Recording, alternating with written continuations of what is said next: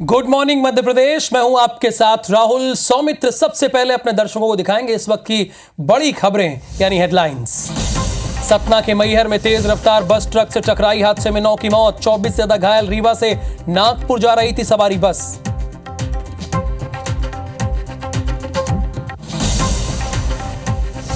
खरगोन में live in में रह रही महिला की संदिग्ध मौत, प्रेमी ने लाश को नदी में फेंका। आक्रोशित परिजनों ने थाने में किया हंगामा, पुलिस ने 2 आरोपियों को किया गिरफ्तार।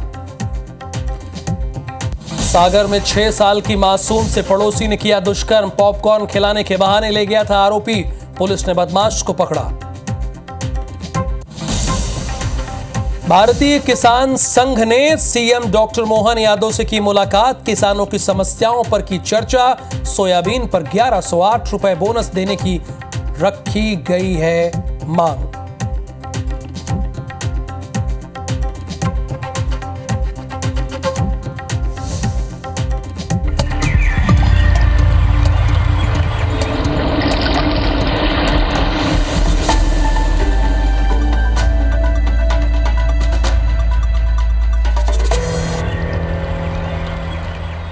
पहली जो खबर है वो दुखद है और तेज रफ्तार बस जो है वो ट्रक से टकरा गई है। मैहर से खबर है। इस हादसे में अभी तक जो हमारी जानकारी है, जैसा कि हमारे संवाददाता मृदुल पांडे ने जानकारी दी है, उसके अकॉर्डिंग 9 लोगों की मौत हुई है और 24 से ज्यादा लोग घायल हुए हैं।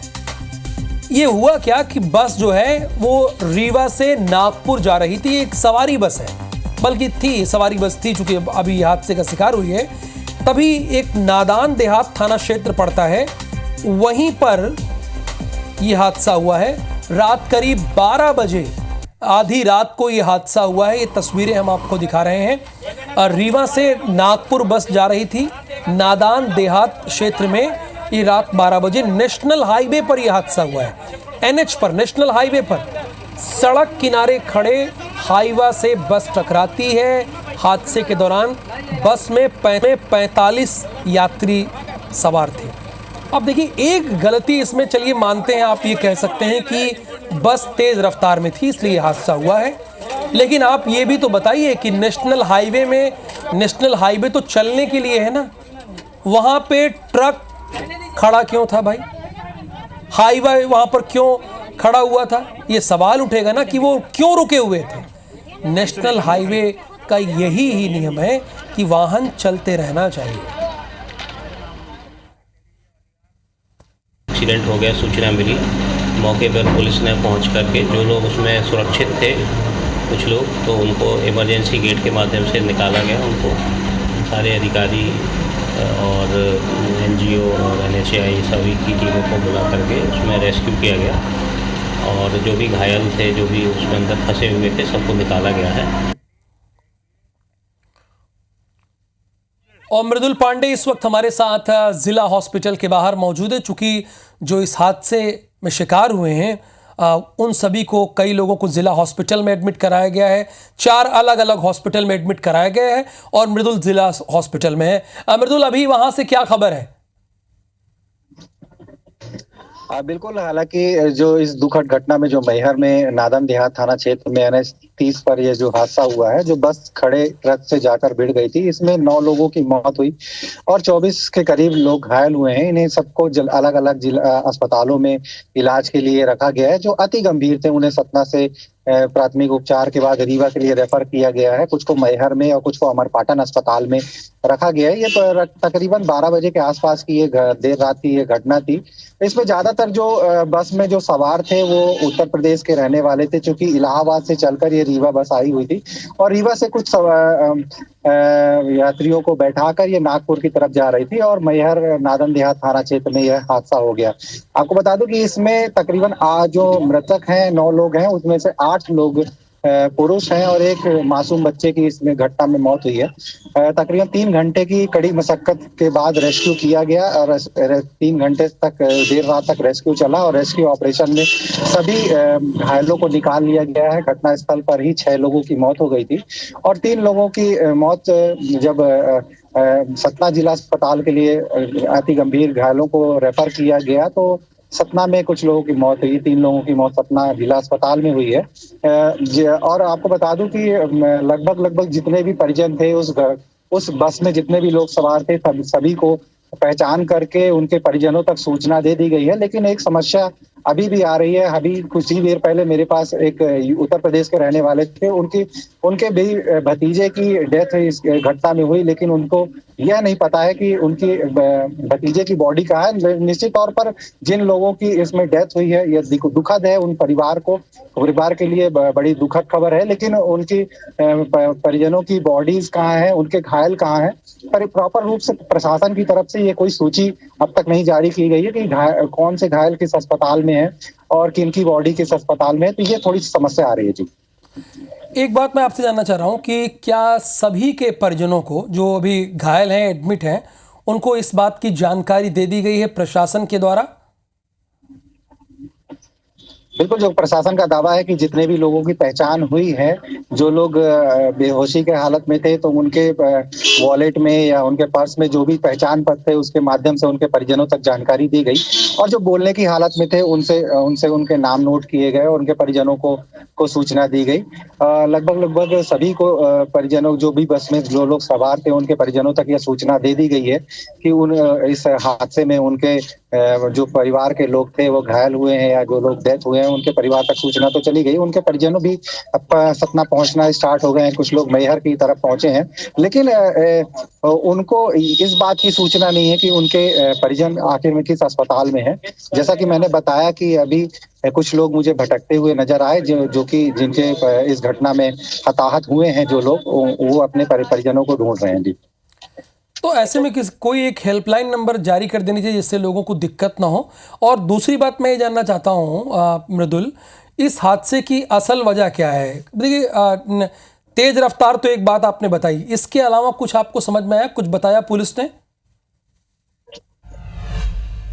देखिए, पुलिस का कहना है कि सड़क के किनारे एक पत्थरों से भरा हुआ ट्रक खड़ा हुआ था, जिसमें जाकर ये सीधी भिड़ गई। लेकिन निश्चित तौर पर जो हाईवे के रूल्स होते हैं, आप हाईवे के किनारे किसी भी वाहन को ऐसे ही नहीं खड़ा कर सकते हैं। निश्चित तौर पर उसके लिए एक प्रॉपर जगह होती है जहाँ पे गाड़ी को खड़ा कर सकते हैं आप। तो इसमें कहीं ना कहीं जो ट्रक चालक था, उसकी भी लापरवाही थी कि वो अचानक अपने ट्रक को हाईवे के किनारे में रोक दिया और उसी के पीछे से जो बस रीवा से चलकर नागपुर की तरफ जा रही थी, वो काफी तेज रफ्तार में थी और उसने अचानक खड़ा ट्रक देखा और स्टीयरिंग से अपना नियंत्रण खो दिया और बस को रोड के किनारे से बीच दूसरी तरफ नहीं ले जा पाया और स्टीयरिंग से नियंत्रण होने के कारण सीधी जाकर उस पत्थर से भरे ट्रक में बस भिड़ गई और इस घटना में, दुखद घटना में तकरीबन 9 लोगों की मौत हुई, दर्दनाक मौत हुई है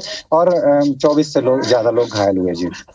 बहुत धन्यवाद इस जानकारी के लिए मृदुल पांडे। लेकिन कोशिश ही कीजिएगा जो परिजन है वो मरीज से मिल सके, इसके लिए कोई एक हेल्पलाइन नंबर जारी कर दी जाए। धन्यवाद आपका जानकारी के लिए। अगली खबर सागर से है। 6 साल की मासूम से दुष्कर्म हुआ है। पड़ोसी ने इस वारदात को अंजाम दिए। 6 साल की बच्ची के साथ दुष्कर्म। पॉपकॉर्न खिलाने के बहाने ले गए थे। पुलिस ने आरोपी को गिरफ्तार किया है। ये बंदरी एक पुलिस थाना पड़ता है, उसी ने एक कार्रवाई की है। सवाल यह है कि मध्य प्रदेश में ये बार बार हो क्या रहा है? 5 साल की बच्ची के साथ छेड़छाड़, 3 साल की बच्ची के साथ दुष्कर्म, 5 साल की बच्ची के साथ दुष्कर्म, 7 साल की बच्ची के साथ दुष्कर्म। मैं कह रहा हूं कि आप सिर्फ एक हफ्ते की खबरों को आप देख लेंगे तो ये सारी खबरें आपको देखने को मिलेगी। अब देखिए, अगली खबर जो मैं आपको बताने जा रहा हूं वो इसी से जुड़ी हुई है। कटनी से खबर है। एक नाबालिग का पहले अपहरण किया जाता है और उसके बाद उसका दुष्कर्म किया जाता है। इस मामले में एक महिला समेत 3 आरोपी गिरफ्तार हैं, यानी इसमें महिला भी इन्वॉल्व है। बहला फुसलाकर बाइक से ये लोग रीवा लेकर गए। बरही पुलिस ने इनके खिलाफ कड़ी कार्रवाई की है और होना भी चाहिए इनके खिलाफ कड़ी से कड़ी कार्रवाई। मध्य प्रदेश की राजधानी में 5 साल की मासूम से दुष्कर्म और हत्या का आरोपी जो है वो खरगोन जिले का रहने वाला है। इसका नाम अतुल है, जो 35 साल का है। सबसे बड़ी हैरानी की बात यह है कि इसमें इसकी माँ और बहन भी इन्वॉल्व है। आपने वो सीसीटीवी फुटेज देखा होगा। मैं कह रहा हूँ कि टीपी आगे बढ़ा दीजिए, उसके गांव के बारे में बताने की क्या ज़रूरत है? जो आरोपी है उसके गांव के बारे में उसका रिकॉर्ड बताने की जरूरत क्या है? बहरहाल एसपी धर्मराज मीना ने यह बताया कि आरोपी अतुल निहाले पर पहले से 6 प्रकरण दर्ज है। इनमें छेड़छाड़ समेत चोरी, मारपीट और अड़ीबाजी के प्रकरण शामिल है। उसके पुश्तैनी घर में कई वर्षों से ताला लगा हुआ है। आपको बता दें कि भोपाल में 5 साल की मासूम से ज्यादती के बाद आरोपी अतुल ने उसकी हत्या कर दी थी और शव को ड्रम में छिपा दिया। शव सड़ने पर बदबू को रोकने के लिए आरोपी ने ड्रम को कपड़ों से भर दिया था। पता है आपको इस जघन्य अपराध में अतुल का साथ किसने दिया? उसकी मां बसंती ने, उसकी बहन चंचल ने। अब बताइए, मैं आपसे सवाल पूछ रहा हूं कि जब मां और बहन ही साथ खड़ी हैं तो अब क्या होगा? गोगावा की मोहम्मदपुर का निवासी है और यहाँ इनका पैतृक मकान भी है। इस व्यक्ति पर वर्ष 2011 में मारपीट और छेड़छाड़, 2012 में भी इसी प्रकार का एक अपराध, 2015 में चोरी का अपराध, 2017 में मारपीट और अड़ीबाजी का एक अपराध और 2018 में मारपीट का अपराध और 2020 में मारपीट और गाली गलौज और छेड़छाड़ का एक अपराध दर्ज है। इस प्रकार से इसका थाना गोगावा में कुल 6 अपराध दर्ज हैं। खरगोन जिले की उन थाना क्षेत्र में लिव इन रिलेशन में रह रही एक महिला की संदिग्ध परिस्थितियों में जान चली गई, मौत हो गई। अब इसके बाद आक्रोशित परिजनों और ग्रामीणों ने उन थाने का घेराव किया। एक थाने का नाम है उन। थाना घेराव के बाद पुलिस ने महिला के प्रेमी राहुल और उसके जीजा को गिरफ्तार किया है, जिन्होंने पुलिस पूछताछ में यह बताया है कि महिला ने फांसी लगाकर खुदकुशी कर ली है।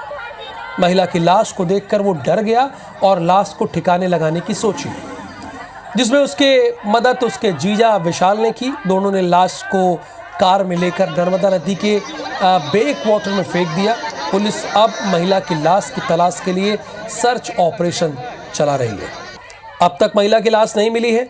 परिजनों के मुताबिक 4 महीने पहले से मृतक महिला अपने पति से अलग होकर प्रेमी राहुल वर्मा के साथ रह रही थी। जब इस महिला ने फांसी लगा के आत्महत्या कर ली तो ये डर गए और डरने के बाद इन्होंने उसकी बॉडी को कहीं फेंक दिया है। जैसे ही शव मिलता है उसमें पोस्टमार्टम की कार्रवाई की जाएगी और जो भी साक्ष्य इस संबंध में मिलेंगे उसके अनुसार हम लोग वैधानिक कार्रवाई तत्काल प्रभाव से करेंगे। शशिकांत शर्मा इस वक्त हमारे साथ लाइव जुड़े हुए हैं। शशिकांत शर्मा, खरगोन के एसपी इस निष्कर्ष पर कैसे पहुंच गए? मुझे तो बड़ी हैरानी है। वो इतने सीनियर ऑफिसर हैं कि ये देखकर डर गए। ये वो कैसे कह सकते हैं ऑन एयर इस बात को डर गए? अभी तो रिपोर्ट आई नहीं, हो सकता है इन्हीं लोगों का हाथ हो और वो कह रहे हैं कि डर गए और उसके बाद डेड बॉडी को छिपाने ले गए। ये बयान मुझे बड़ा वो लग रहा है। पूरी जानकारी आप दीजिए इस खबर के बारे में। जी मैं बता दूं, खरगोन जिले का ऊन थाना क्षेत्र है, जहां पर एक जो है 20 साल की महिला जो है शुक्रवार को इसकी संदिग्ध परिस्थितियों में मौत हो गई थी। इस बात की जानकारी महिला के परिजनों को लगी, क्योंकि ये महिला जो है विगत 4 महीनों से लिव इन रिलेशनशिप में आरोपी जो है राहुल के साथ में रह रही थी। और जब इस बात की जानकारी पड़ोसियों के द्वारा महिला के परिजनों को लगी तो तत्काल जो है पुलिस को सूचना दी गई। शुक्रवार की ये घटना बताई जा रही है, जिसके बाद से जो है परिजनों ने तत्काल पुलिस को सूचना दी। पुलिस जब उनका आरोपी राहुल के घर पहुंची तो उसको पूछताछ के लिए जब थाने बुलाया गया तो कड़ी पूछताछ की गई तो राहुल ने ही कबूला कि जब महिला जो है ये फांसी पर लटकी हुई थी उसके बाद से जो है उसके हम डर गए थे और डर के मारे ही उसके जीजा और दोनों ने मिलकर जो है लाश को निसरपुर जो धार जिले में पड़ता है नर्मदा नदी में जो है ये फेंक कर आए थे। उसके बाद से ही पुलिस इस सर्चिंग अभियान में जुटी हुई है। खरगोन की ऊन थाना पुलिस के साथ साथ में एसडीआरएफ की टीम और स्थानीय पुलिस भी महिला की कल से लगातार सर्चिंग कर रहे हैं, लेकिन अभी तक जो है जानकारी मिली है कि अभी तक महिला की कोई लाश नहीं मिली है। पुलिस इसीलिए जो है पुलिस इस निष्कर्ष पर नहीं पहुंच पाई जब तक लाश बरामद नहीं हो जाती और पीएम जो है नहीं हो जाता तब तक इसमें हत्या या आत्महत्या का खुलासा इसमें नहीं हो सकता है। लेकिन जिस प्रकार से जो है ये घटना सामने आई है उसके बाद से कल जो है परिजनों ने खरगोन ऊन थाने के जो है बाहर और थाने के अंदर भी जो है आक्रोश व्यक्त किया, थाने घेराव किया, चक्का जाम किया और आरोपियों को जो है तत्काल गिरफ्तारी करने की मांग की है। एक आवेदन भी जो है परिजनों महिला के परिजनों द्वारा दिया गया जिसमें आरोपी राहुल सहित उसके परिजनों पर हत्या का आरोप लगाया और शव फेंकने का भी उन्होंने आरोप लगाया, जिसके बाद से ही लगातार पुलिस नर्मदा नदी में सर्च अभियान चला रही है। वहीं परिजनों के आक्रोश को देखते हुए पुलिस द्वारा कल जो है राहुल के परिजनों को भी जो है पुलिस ने पूछताछ के लिए बुलाया है। फिलहाल राहुल और उसका जीजा जो है विशाल पुलिस की कस्टडी में ही है और उनसे कड़ी पूछताछ की जा रही है, क्योंकि जिस प्रकार से उसने जो है ये कबूल किया है पुलिस को पूछताछ में कि उसी ने जो है डर के मारे जो है लाश को ठिकाने लगाने के लिए नर्मदा नदी में फेंका था। उसके बाद से ही पुलिस के होश उड़े हुए हैं, क्योंकि जिस प्रकार से नर्मदा जो धार जिले का जो है निसरपुर है वहां पर नर्मदा का बैक वाटर आता है और बैक वाटर में लगातार जो है कल से सर्चिंग की जा रही है, लेकिन अभी तक कोई जो है उसका सुराग नहीं लग पाया। आज भी जो है पुलिस और स्थानीय पुलिस साथ में वहां पर जो है गोताखोरों के माध्यम से और एक बात ये भी है ना कि शशिकांत, पानी का बहाव इतना तेज है कि थोड़ा इसमें टाइम लग सकता है। फिलहाल आपका बहुत धन्यवाद इस जानकारी के लिए। IBC 24 number 1 news channel in Madhya Pradesh, Chhattisgarh.